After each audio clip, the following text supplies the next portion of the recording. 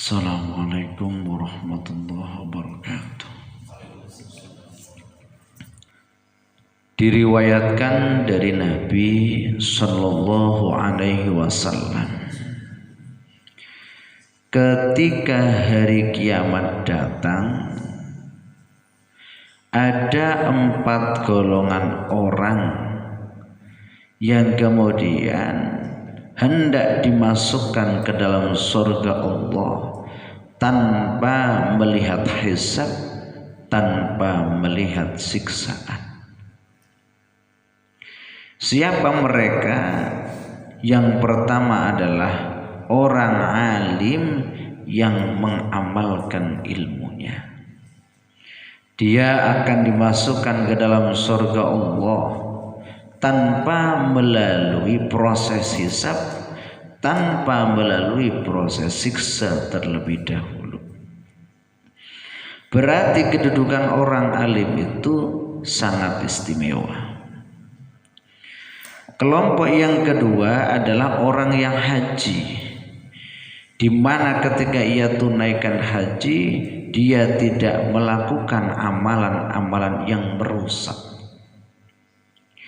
Berarti orang yang berhaji dengan sebenar-benarnya tanpa melakukan hal-hal yang merusak hajinya, dia juga termasuk orang-orang pilihan. Yang ketiga adalah orang-orang yang mati syahid, yaitu orang yang mati membela agama Allah dalam peperangan.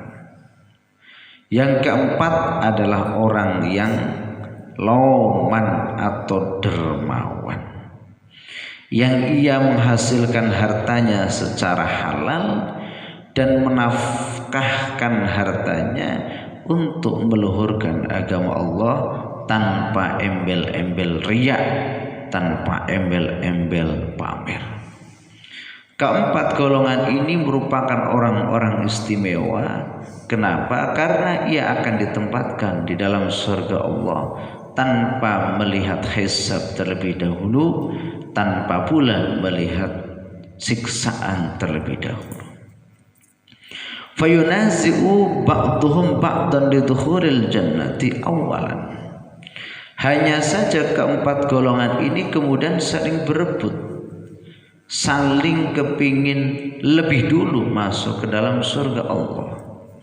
Sampai akhirnya Allah Subhanahu wa Ta'ala mengutus malaikat Jibril untuk memberikan ketetapan siapa-siapa golongan keempat ini yang berhak masuk ke dalam surga Allah lebih dulu. Ketika itu kemudian Jibril langsung bertanya kepada orang yang mati syahid, Ma amilta fid dunya wa anta turidu dukhulal jannati awwalan. Malaikat Jibril bertanya kepada orang yang mati syahid, apa yang kau perbuat di dunia sampai-sampai kemudian kau kepingin masuk ke dalam surga Allah lebih dulu? Kemudian orang yang mati syahid tersebut dia menjawab, Kutiltu fil ma'rikati liridallahi ta'ala. Saya terbunuh ketika perang membela agama Allah, dan memang peperangan ini hanya mencari ridha Allah. Kemudian Jibril bertanya lagi, Mimman sami'ta thawabas syahidi. Lantas dari siapa kau mendengar pahala orang yang mati syahid itu seperti itu? Kemudian dia menjawab, Fayaqulu minal ulama. Saya dari kiai saya dari guru saya.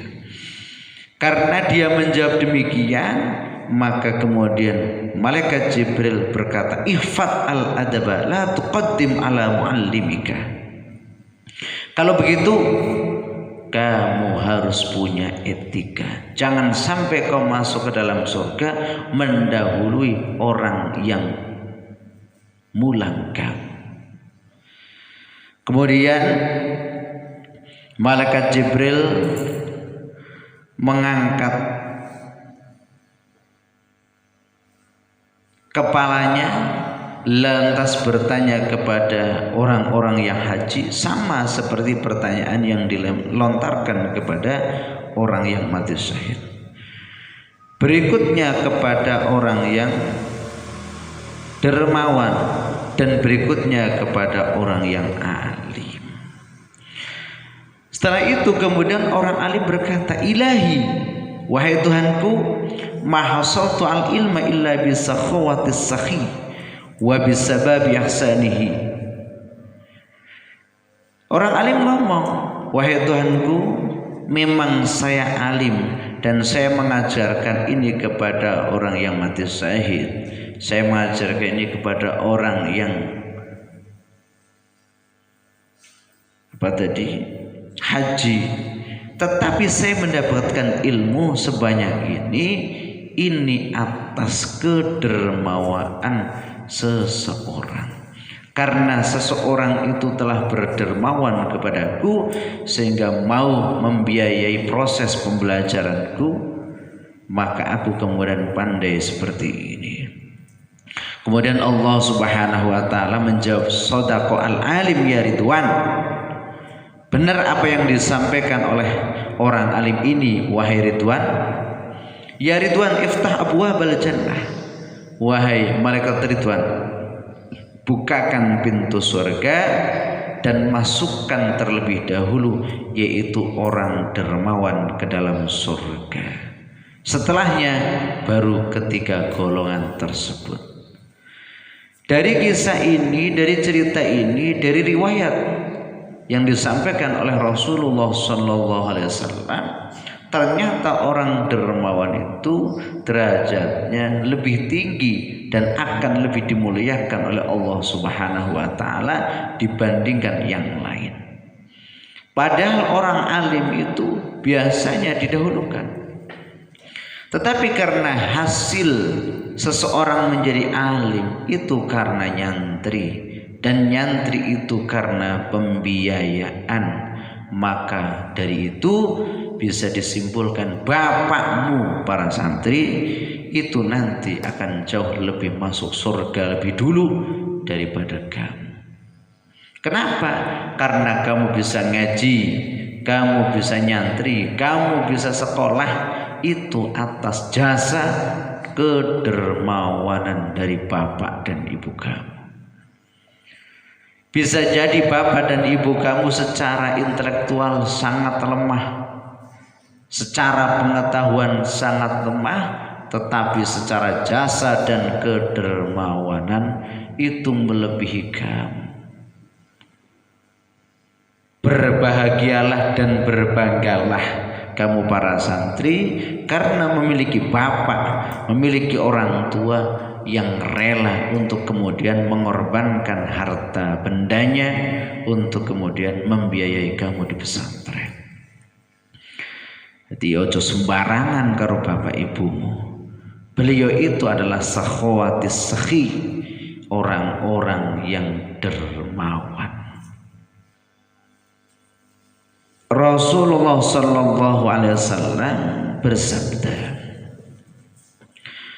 Allah Subhanahu wa taala berikan ciri-ciri kepada Bani Adam seperti kita 8 sifat. Yang ke-8 sifat ini kemudian dibagi menjadi 2. Yang 4 pertama untuk ahli surga, yang 4 terakhir untuk ahli neraka. Ciri-ciri ahli surga, dia memiliki keempat ciri ini. 1, wajhun malihun, punya raut muka yang ajar, punya muka yang senyum, tidak cemberut, tidak merengut, ketemu wong ora kaya wong nantang gelut. Jadi punya wajah yang sumeh, punya wajah yang tersenyum, punya wajah yang menyenangkan. Itu salah satu ciri ahli surga. Kemudian yang kedua, walisanun fasihun, punya lisan yang fasih, punya lisan yang digunakan untuk kata-kata yang baik, punya lisan yang digunakan tidak untuk caci maki, mencela, mencemooh, menyinyir. Itu merupakan ciri-ciri ahli surga. Lisannya santun, kata-katanya tidak kasar, kata-katanya tidak kotor. Kecuali dalam hal-hal tertentu. Kalau memang butuh keras, silahkan keras. Tapi pada dasarnya ahli surga punya lisan yang fasih, punya lisan yang berkata baik, punya lisan yang berkata mengenakan. Yang ketiga, wa qalbun naqiyun, punya hati yang bersih, bebas dari prasangka buruk, bebas dari suudzon, bebas dari unek-unek. Sehingga dalam satu keterangan Quran ada satu doa. Jadi donga niki biasa diucapake awak dewek nek pas donga. Sing muni ngene iki. Ghillal lil ladzina amanu. Ya Allah, jangan kau berikan kepada kami unek-unek buruk di dalam hati ini kepada orang-orang yang mukmin. Ghillal lil ladzina amanu. Rabbana innaka ra'ufur rahim. Keterangan ayatnya sampai akhir ayatnya begitu. Walladzina ja'u min ba'dihim. Walladzina ja'u min ba'dihim yaquluna rabbana ighfir lana wa li ikhwanina alladzina sabaquna bil iman wa la taj'al fi qulubina ghillan wa la taj'al, ya Allah, jangan jadikan fi qulubina, dalam hati-hati kita, ghillan, unek-unek prasangka yang buruk, suudzon kepada yang lain. Walladzina ja'u min ba'dihim yaquluna rabbana ighfir lana wa li ikhwanina alladzina sabaquna bil iman wa la taj'al fi qulubina, ya Allah, jangan kau jadikan fi qulubina, dalam hati kita, ghillan, pengunak-unak, suudzon, prasangka buruk kepada orang-orang mukmin. Nah, di sini itu merupakan ciri yang ketiga para ahli surga, yaitu memiliki qalbun naqiyun. Yang terakhir, wayadun sakhiyun, dan punya tangan-tangan yang suka memberi. Al-yadul ulya khairun min yadil sufla.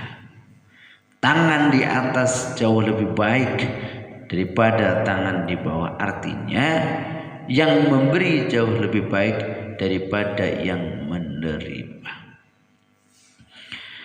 Kemudian yang keempat, yang terakhir, merupakan ciri-ciri dari para penghuni neraka. Pertama, wajhun abisun, punya wajah menjengkelkan, punya wajah nyelkei, punya wajah kepingin dijotos, rene merengut, semrawut orang genah-genah.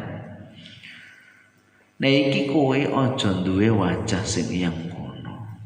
Meskipun secara memang keadaan wajah kita sudah seperti ini, tapi usahakan ketika orang memandang kita, jangan kemudian mereka punya angan-angan, mereka punya unek-unek, kelihatannya kita sedang tidak suka dengan mereka. Kenapa? Gara-gara kita merengut.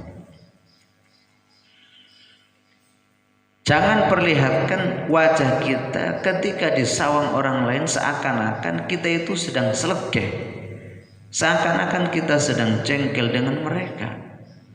Karena bisa jadi gara-gara tampakan wajah yang seperti itu, kemudian mereka berpikir jangan-jangan Mas itu sedang ada masalah dengan saya. Padahal tidak ada masalah.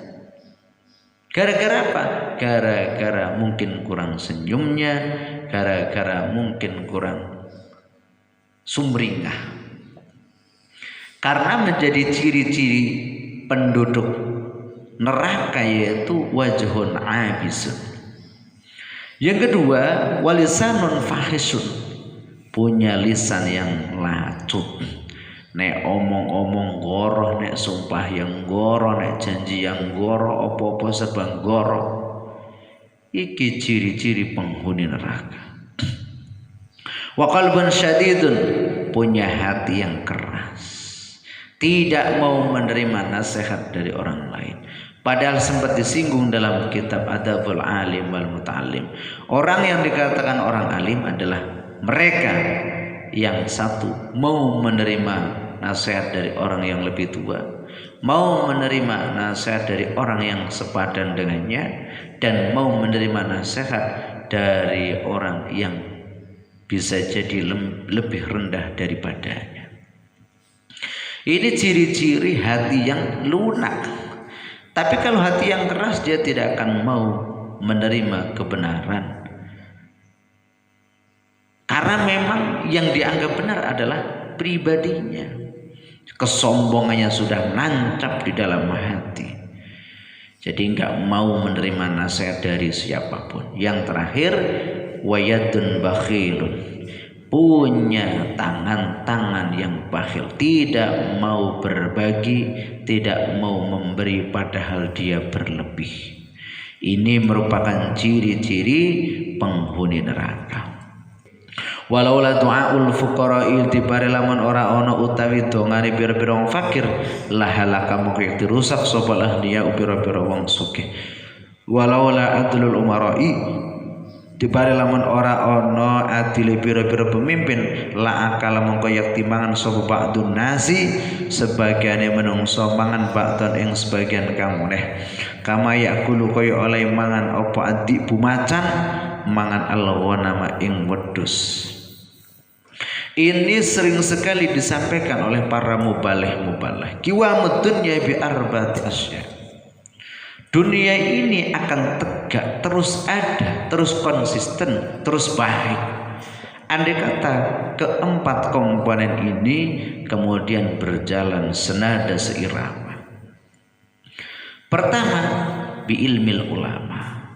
Dunia ini butuh ilmu ulama. Dunia ini butuh pengetahuan orang-orang pintar. Dunia ini kepingin berkembang, jelas sangat-sangat membutuhkan pengetahuan daripada orang-orang yang pintar. Yang kedua, bi'adlil umara. Pemimpin-pemimpinnya berlaku adil, berlaku bijak, berlaku bijaksana. Wa tsalitsu bisaqawatil ahliyah. Tegaknya dunia ini juga digantungkan kepada kedermawanan orang-orang yang kaya. Dan yang keempat, dunia ini berdiri tegak karena ada doa-doa orang fakir. Yang fakir doa, yang kaya mau berkorban dengan hartanya, yang menjadi pemimpin adil dalam bersikap dan bijaksana, yang punya ilmu mau mengembangkan ilmunya. Nanti dunia ini akan tegak dan terus-menerus menjadi dunia yang baik. Disampaikan pula, seandainya tidak ada ilmu ulama, orang-orang bodoh akan rusak. Seandainya tidak ada orang-orang kaya yang berdermawan, orang-orang fakir juga menjadi rusak, bahkan bisa jadi menghantarkan kepada kematian. Seandainya tidak ada doa orang-orang fakir, orang-orang ahliya atau orang-orang kaya pun akan menjadi rusak. Seandainya para pemimpin itu tidak adil, maka sebagian manusia akan menerkam sebagian manusia yang lain. Diibaratkan seperti halnya terkaman macan yang menerkam kambing atau domba. Dadi macan iki termasuk raja hutan. Sapa sing menang ya iku sing menang. Sapa sing kuat ya iku sing menang. Nah, ketika keadilan, tatanan keadilan itu tidak ada atau peraturan diinjak-injak, hukum tumpul ke atas tapi tajam ke bawah, berarti orang-orang sipil biasa seperti kita diinjak-injak dalam mata hukum, tetapi orang-orang yang status sosialnya tinggi tidak terkena hukum. Kalau demikian adanya, maka yang kuatlah yang menang. Diibaratkan seperti halnya macan yang akan terus-menerus menerkam domba.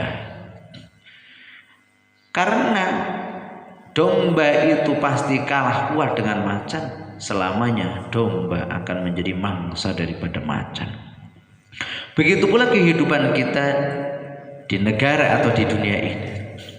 Ketika tatanan hukum itu sudah tumpul ke atas, tajam ke bawah, itu namanya tidak ada keadilan, maka yang di bawah selamanya akan kalah, yang di bawah selamanya tidak akan diperhitungkan.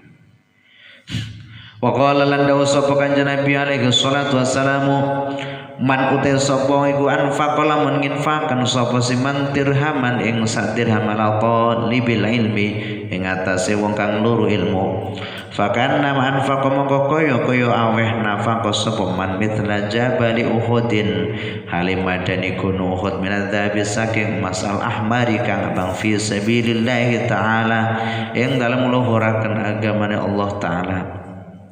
Rasul bersabda, barang siapa mengorbankan 1 dirham untuk para pencari ilmu, maka seakan-akan dia telah berinfak segede gunung Uhud, yang mana itu laksana emas yang merah.